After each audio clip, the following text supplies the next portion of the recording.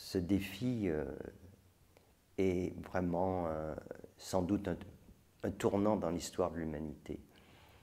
Et de plus en plus de gens réalisent qu'effectivement, c'est quelque chose d'exceptionnel et qu'il y aura sans doute un avant et un après.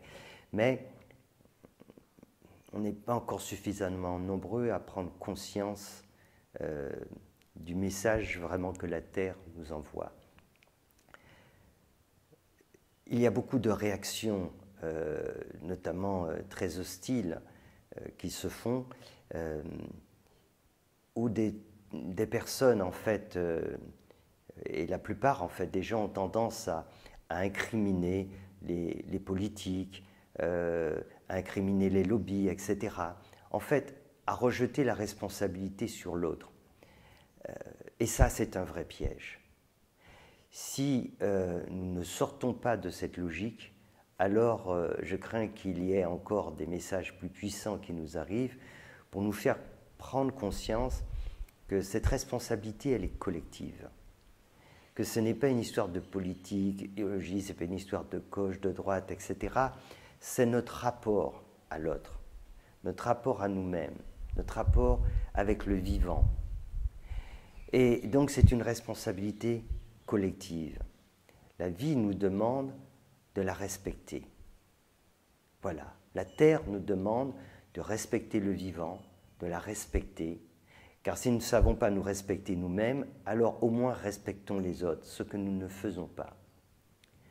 Et c'est vraiment très important, car nous n'aurons pas tiré les leçons essentielles si nous ne comprenons pas que ce virus qui a mis à genoux l'économie mondiale et causé pour l'instant un certain nombre de dégâts qui peuvent être bien plus importants encore, est là pour nous rappeler une chose essentielle.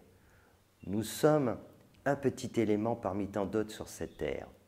Et nous avons une responsabilité, celle d'aider au vivant, d'aider à ce que la vie puisse évoluer, prospérer.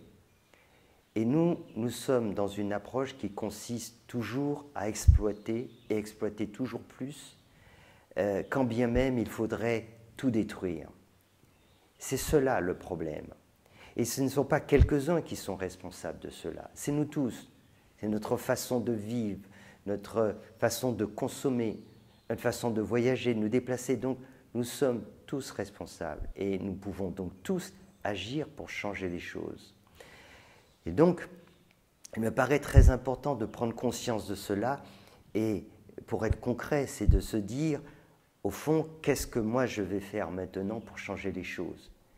Qu'est-ce que cette situation m'a apprise et qu'est-ce que je vais faire concrètement? Et si on ne s'interroge pas là-dessus et qu'on ne met pas en place une nouvelle attitude, alors on va passer à côté de ce message. Et ça va être extrêmement dangereux. Car si on considère que c'est quelques-uns qui sont responsables de cela, et on n'a pas pris conscience finalement de la cause profonde et de notre responsabilité aujourd'hui, alors ce ne sera que le début d'un grand désastre. En tout cas, c'est la perception que j'en ai.